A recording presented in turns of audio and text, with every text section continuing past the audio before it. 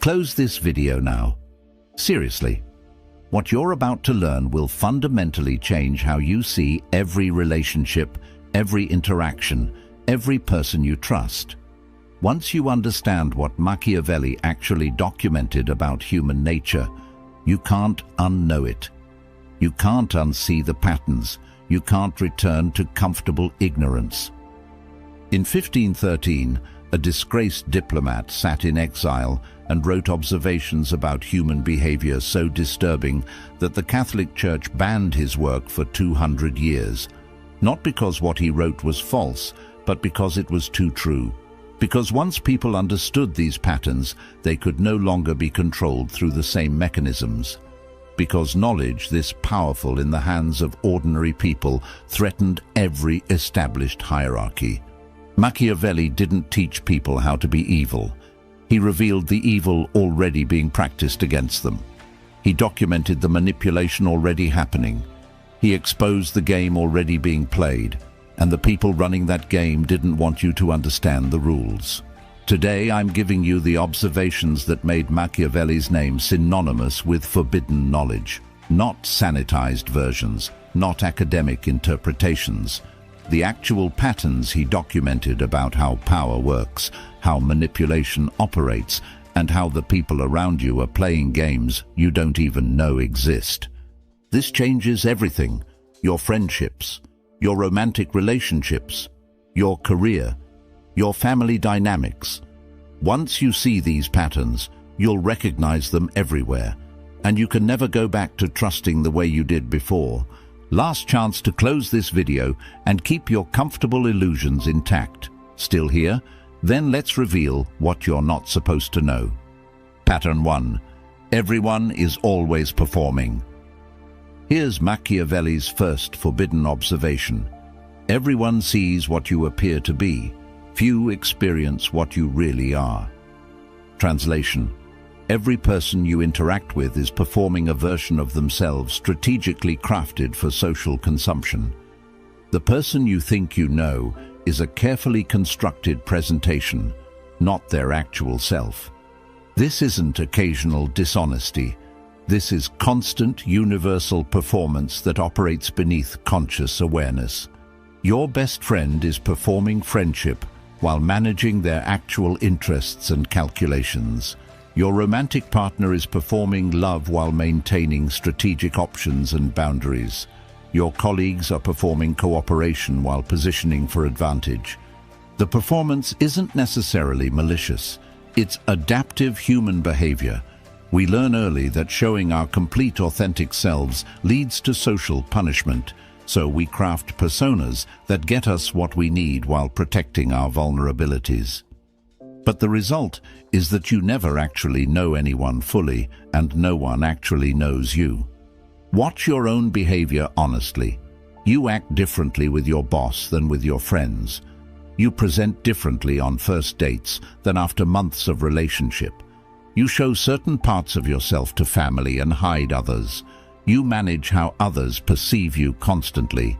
This is performance. Everyone else is doing the same thing. The friendly colleague has calculations beneath the friendliness. The loving partner has boundaries beneath the affection. The supportive friend has limits beneath the support. You're never seeing complete authenticity. You're seeing managed presentation designed to achieve social objectives. Machiavelli observed that princes who believed their advisors performed loyalty often found themselves betrayed by those same advisors when circumstances changed. The loyalty was performance serving the advisor's interests until it didn't. Your relationships work the same way. The person who performs friendship today will stop performing it when the performance no longer serves their interests. The person who performs love will stop when their needs shift or better options appear. The person who performs loyalty has already calculated when disloyalty becomes more advantageous. This is uncomfortable because it means you can't fully trust anyone's presentation, but it's liberating because it means you can stop expecting authentic constancy from humans who are fundamentally strategic and adaptive. People will be consistent as long as consistency serves them. When it doesn't, they'll change. Not because they're evil, but because they're human. Your protection is recognizing the performance without being naive about it. Enjoy relationships for what they provide while they last, without expecting them to last forever, based on performed promises. The person performing today may not perform tomorrow, and that's simply how human relationships work. Pattern 2. All loyalty is conditional and temporary. Machiavelli wrote, "Men are ungrateful, fickle, false, cowardly, covetous, and as long as you succeed, they are yours entirely, but when danger approaches, they turn against you."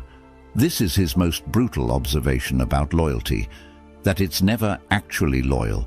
It's always conditional on your continued ability to provide benefit and avoid becoming a liability. Watch this pattern in your own life. The friends who were intensely present while you were successful, fun, or useful. Then circumstances changed. You faced hardship, or you became less entertaining, or you couldn't provide what they wanted anymore. Suddenly they were too busy to maintain the friendship.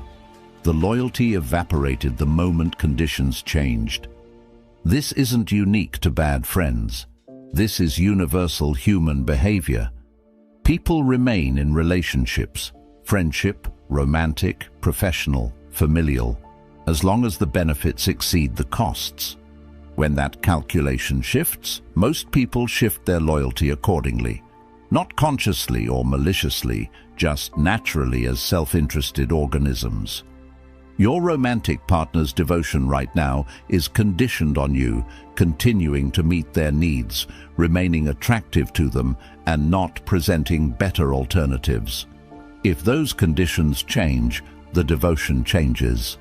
This sounds cynical until you examine your own behavior and realize you operate the same way. The loyalty people show you isn't about you, it's about what you provide to them. Status, entertainment, emotional support, practical benefits, sexual access, social connections, financial advantages. As long as you provide sufficient value relative to the costs of maintaining the relationship, loyalty continues. When the math changes, so does the loyalty. Machiavelli documented this, watching political alliances dissolve instantly when circumstances shifted. The ally who swore eternal loyalty yesterday becomes your enemy today, because today your defeat serves their interests better than your success. The mechanism operates identically in personal relationships. People stay loyal as long as your success benefits them and abandon you when your difficulties become their liability. This is why truly unconditional loyalty is so rare. Parents sometimes achieve it with children, and even that's not universal. Most other relationships claiming unconditional loyalty are actually deeply conditional. The conditions just haven't been tested yet. When they are tested, the conditionality reveals itself. Your protection isn't becoming cynical and trusting no one.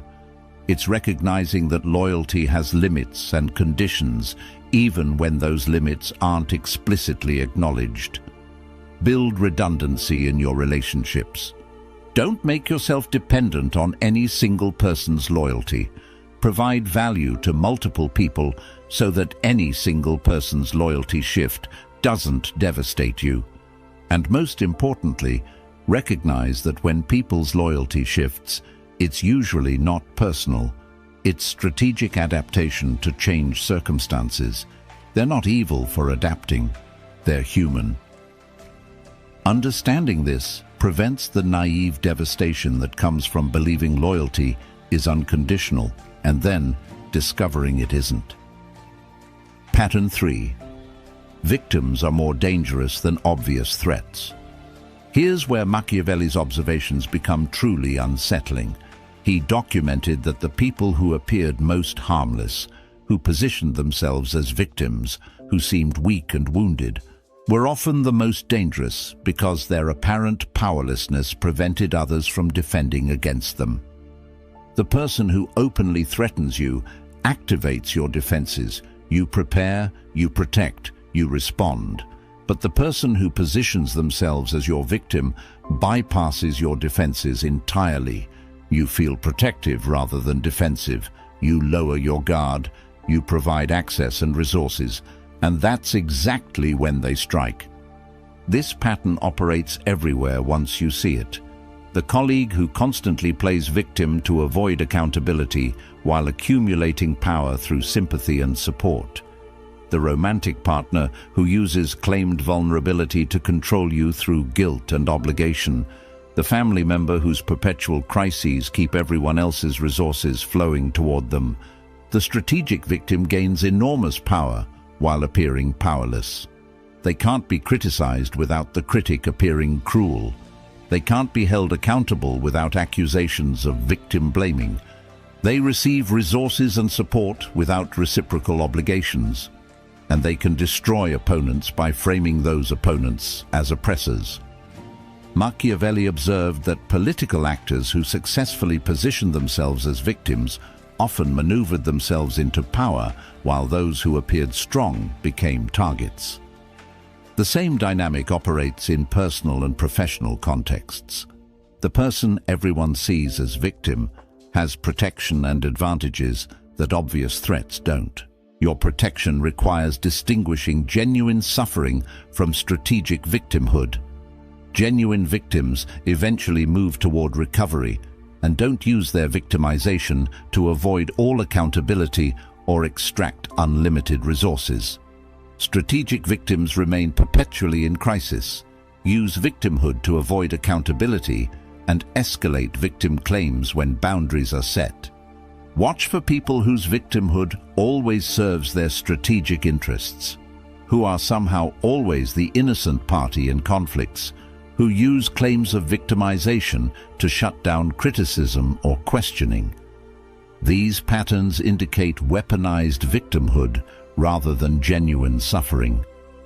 The truly dangerous person is the one you don't perceive as dangerous because they've positioned themselves as harmless victim. Your most significant threat may be the person you're currently feeling most protective toward. Pattern 4. Love is strategic biology, not transcendent connection. Machiavelli didn't write extensively about romantic love, but his observations about human nature reveal uncomfortable truths about it. What you experience as falling in love is neurochemical manipulation designed to get you to bond and reproduce. It's temporary, it impairs judgment, and it's fundamentally strategic rather than transcendent. The intense feeling you call love lasts 6 months to 3 years maximum. Your brain literally cannot maintain that neurochemical state longer. It's metabolically too expensive and would impair your ability to function. So, evolution designed romantic love to be intense enough to create bonding, but temporary enough not to destroy your broader functioning. This means every decision you make based on romantic love, including who to marry, is being made under the influence of a temporary neurochemical state that impairs your judgment about the very question it's being used to answer. You're betting your future on feelings that are guaranteed to change, using judgment that's compromised by those very feelings. When the neurochemistry normalizes, you're left with whoever you chose based on impaired judgment, and you have to figure out if you're actually compatible with them for the decades of partnership that don't involve intense romantic feeling. Most people discover they aren't, which is why divorce rates approach 50% for first marriages and increase for subsequent marriages. The person you think you can't live without right now is the result of dopamine, norepinephrine, and serotonin fluctuations in your brain, creating temporary obsession. In a year or two, when those chemicals normalize, the person will seem less extraordinary, and the relationship will depend on actual compatibility rather than neurochemical intoxication. Machiavelli would recognize this immediately. As humans being controlled by biological imperatives, they mistake for transcendent experiences. You think you're making a choice based on profound connection. You're actually responding to ancient biological programming designed to propagate genes without regard for your long-term happiness or compatibility. Your protection is recognizing that romantic love is the worst possible criterion for choosing a life partner because it's temporary and impairs judgment. Evaluate potential partners for actual compatibility, financial values, life goals, communication styles, lifestyle preferences, while recognizing that romantic feeling is temporary intoxication rather than reliable guide to relationship viability. Build relationships on compatible partnership rather than intense feeling. The feeling will fade regardless. Compatible partnership can last decades if chosen wisely, when judgment is clear rather than during neurochemical intoxication. Pattern 5. Every relationship is power negotiation. Machiavelli's most fundamental observation: all human interaction is negotiation over power distribution. Every relationship involves constant, mostly unconscious negotiation about who has what power, who controls what resources, who sets what boundaries. This negotiation never stops because power dynamics remain constantly in flux. Watch any relationship and you'll see this. Who controls the schedule? Whose preferences take priority? Whose boundaries get respected? Who has final say on major decisions? Who has access to resources? These questions get negotiated constantly through thousands of small interactions that establish power distribution. Most people are unconscious of this negotiation, which means they're losing it constantly to people who are conscious of it. You think you're just accommodating your friend by changing plans again. Actually, you're establishing that their preferences override yours. You think you're being generous with your partner by funding things disproportionately. Actually, you're establishing economic dependence that shifts power. Every accommodation, every compromise, every boundary you let slide establishes precedent about power distribution. The person who learns they can disrespect your boundaries learns they have power over you. The person who learns you'll always accommodate their preferences learns they control the relationship. The person who learns they can extract resources without reciprocation learns they're the beneficiary of unequal exchange. These power distributions, once established, become increasingly difficult to renegotiate. The person who's established they can cancel on you last minute won't easily accept you setting firmer boundaries. The person who's established they can treat you poorly won't easily accept you demanding respect. You've trained them through past accommodation that your boundaries are negotiable. Machiavelli observed that princes who failed to establish and maintain power found themselves controlled by those they thought they controlled. Your relationships work identically. If you're not consciously establishing boundaries and maintaining them, you're unconsciously surrendering power to others who may or may not use it benevolently. Your protection is recognizing that every interaction involves power negotiation, whether you acknowledge it or not.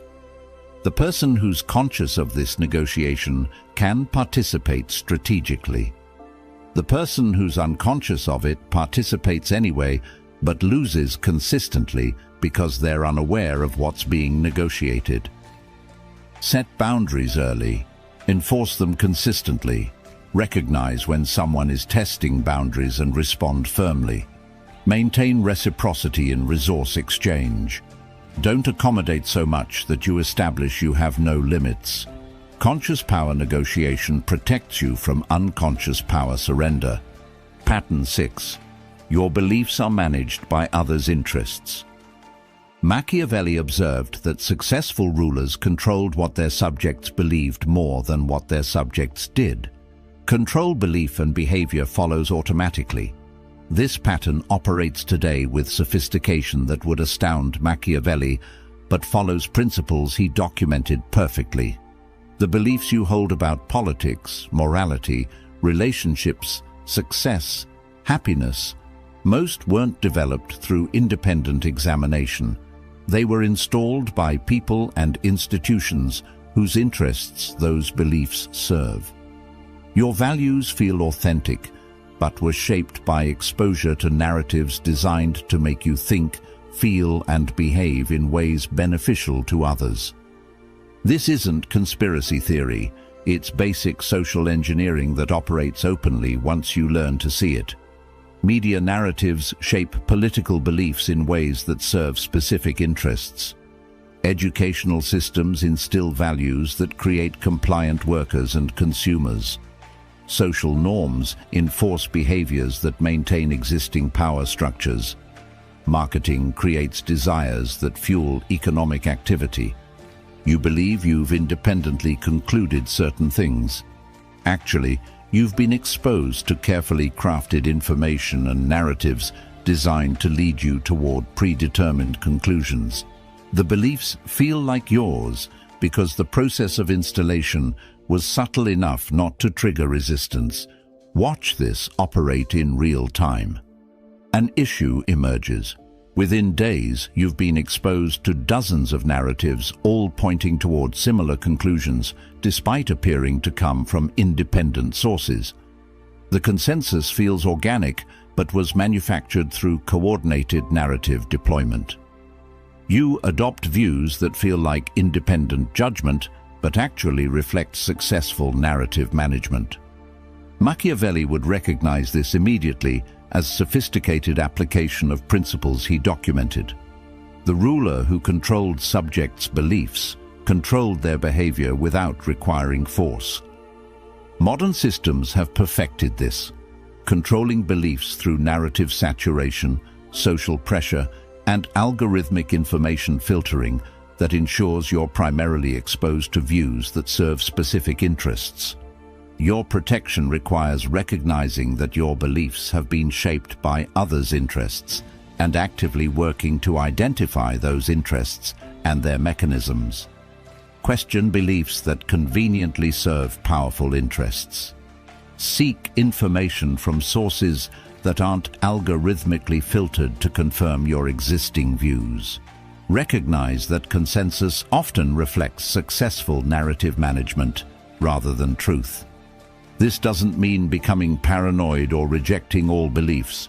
It means holding beliefs more lightly, recognizing they were shaped through social processes designed to serve interests that may not be yours, and remaining open to revising beliefs when you recognize their origin or service. The integration, living with forbidden knowledge. Now you understand patterns you can't unsee. Everyone performs constantly. All loyalty is conditional. Victims may be your greatest threats. Love is temporary neurochemistry. Every interaction negotiates power. Your beliefs were installed by others' interests. This knowledge is dangerous because it strips away comfortable illusions that make social life bearable. You can't trust the way you did before. You can't believe in unconditional loyalty. You can't assume people's presentations reflect their authentic selves. You can't make major decisions based on romantic feeling. You can't unconsciously surrender power in relationships. You can't accept your beliefs as simply true rather than strategically installed. Living with this knowledge requires rebuilding your approach to relationships on realistic foundations. Accept that everyone performs and enjoy the performance without expecting it to be complete authenticity.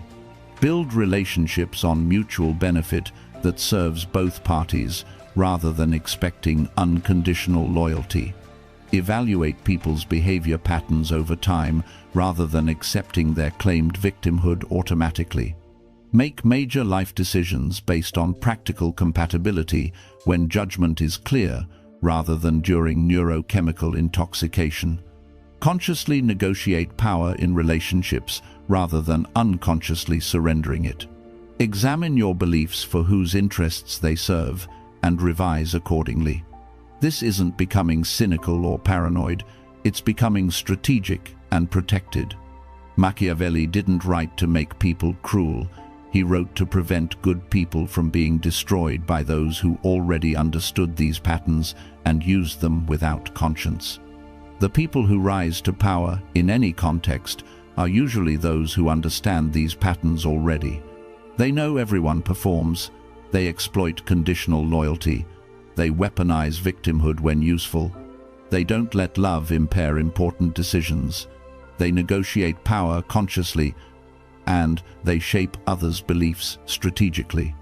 Your choice is whether to remain naive and be controlled by these patterns, or understand them and participate consciously.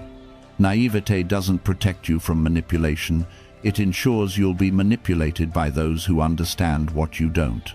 The final warning: you can't unwatch this. You'll recognize these patterns everywhere now, in every relationship, in every interaction, in every institution. You'll see the performance beneath presentations. You'll notice loyalty evaporating when conditions change. You'll identify strategic victimhood. You'll recognize neurochemical intoxication being mistaken for profound connection. You'll observe power negotiations operating constantly. You'll catch narrative management attempting to shape your beliefs. Some days, you'll wish you could return to comfortable ignorance. You can't. The patterns are too obvious now. The manipulation is too visible. The games are too apparent. But you're also protected in ways you weren't before. You can't be manipulated as easily through mechanisms you now recognize. You can't be betrayed as devastatingly because you don't expect unconditional loyalty. You can't be controlled through performed presentations because you see through the performance. You won't make catastrophic decisions based on temporary neurochemistry. You won't unconsciously surrender power. You won't accept managed beliefs uncritically. Machiavelli paid the price for documenting these patterns: exile, poverty, and having his name become synonymous with evil, for revealing truths that threatened existing power structures. But his observations survive because they describe reality with uncomfortable accuracy. You now have knowledge that's been forbidden, suppressed, and distorted for 500 years. What you do with it determines whether it becomes curse or protection. Use it to manipulate others, and you become what Machiavelli has been falsely accused of teaching. Use it to protect yourself while treating others fairly, and you become what Machiavelli actually was: someone who sees reality clearly and navigates it successfully without becoming its victim. The choice is yours. The patterns won't change. Your awareness of them has changed permanently. Welcome to reality without comfortable illusions. It's less pleasant but far more accurate than the alternative. And remember, this isn't safe to watch twice, because once is enough to change how you see everything forever.